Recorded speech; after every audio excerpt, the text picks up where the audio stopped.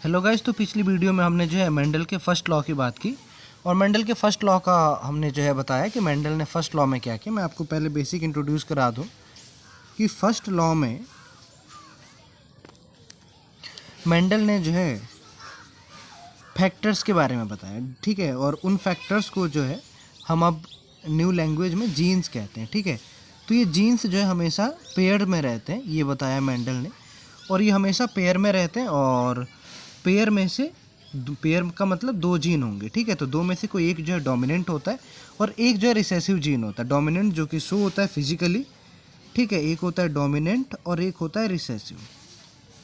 तो ये जो है बताया मेंडल ने कि इस तरीके से इनहेरिटेंस में जो है इस तरीके से जीन्स ट्रांसफ़र होते हैं और उनमें से कुछ डोमिनेंट होते हैं, कुछ रिसेसिव होते हैं।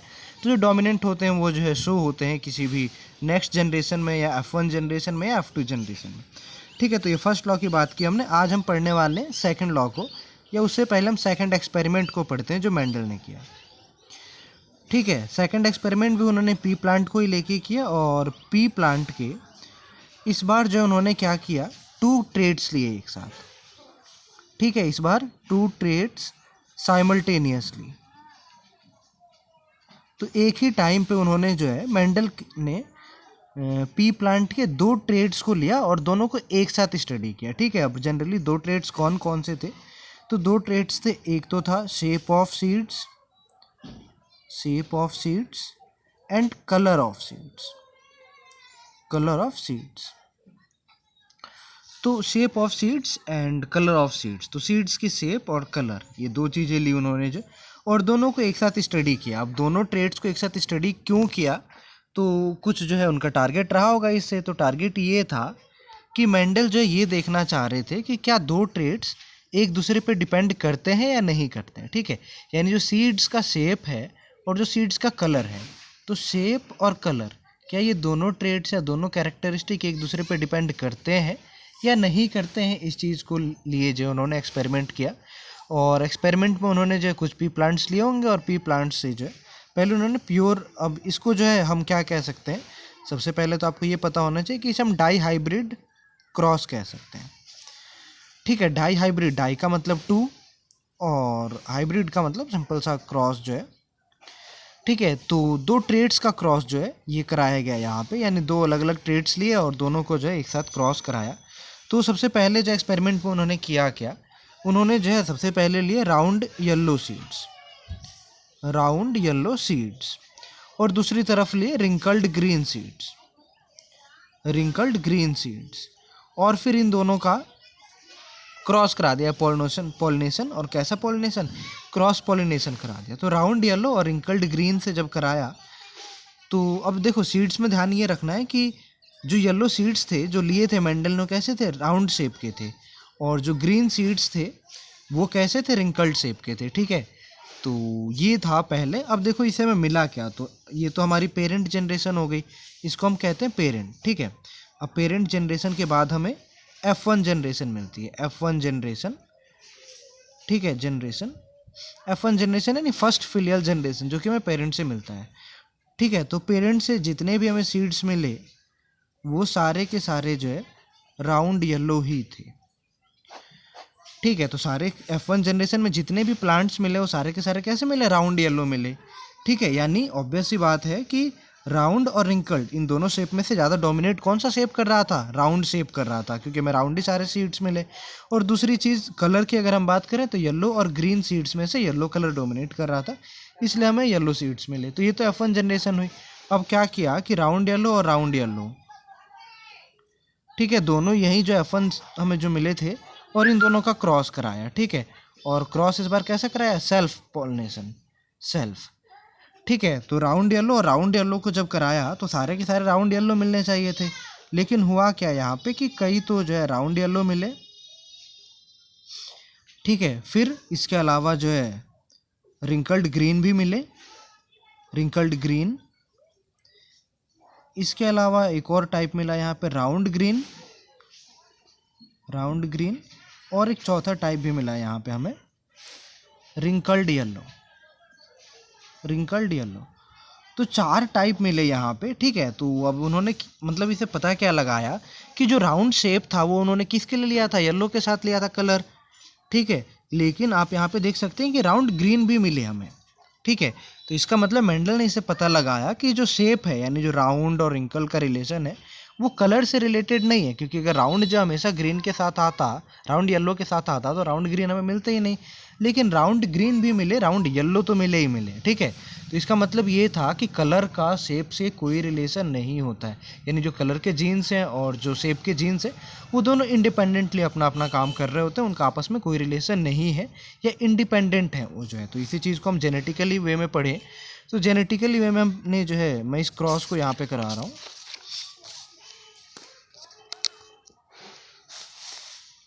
हाँ, तो मैंने जो है सबसे पहले कहा कि क्रॉस कैसे कैसे कराए थे। जो पेरेंट जनरेशन ली थी उन्होंने, पेरेंट जनरेशन में उन्होंने लिया राउंड येलो, तो R R capital Y capital Y. अब मैं 2 बार क्यों लिख रहा हूँ, क्योंकि हमें पता है कि केवल शेप के लिए 2 जीन्स होंगे और केवल कलर के लिए 2 जीन्स होंगे, ठीक है। आर आर वाई वाई और small R small R small Y small Y.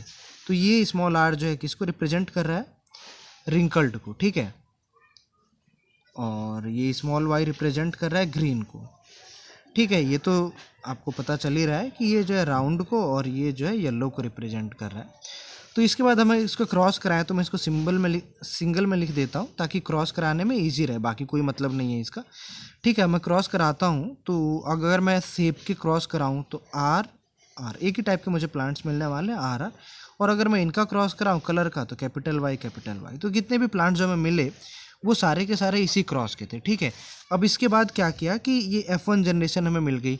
अब F1 जनरेशन का क्रॉस कराया तो into R R Y Y, अब इनका आपस में ही करा दिया। तो इसके बाद हमें कई सारे कॉम्बिनेशन मिले, मैं यहाँ पे लिख रहा हूँ। जैसे एक तो हमें मिल सकता है इसके क्रॉस से, इन दोनों के क्रॉस से कैपिटल आर का क्रॉस हो जाए तो दोनों कैपिटल आर और दोनों कैपिटल वाई, एक क्रॉस तो ये हो सकता है, ठीक है।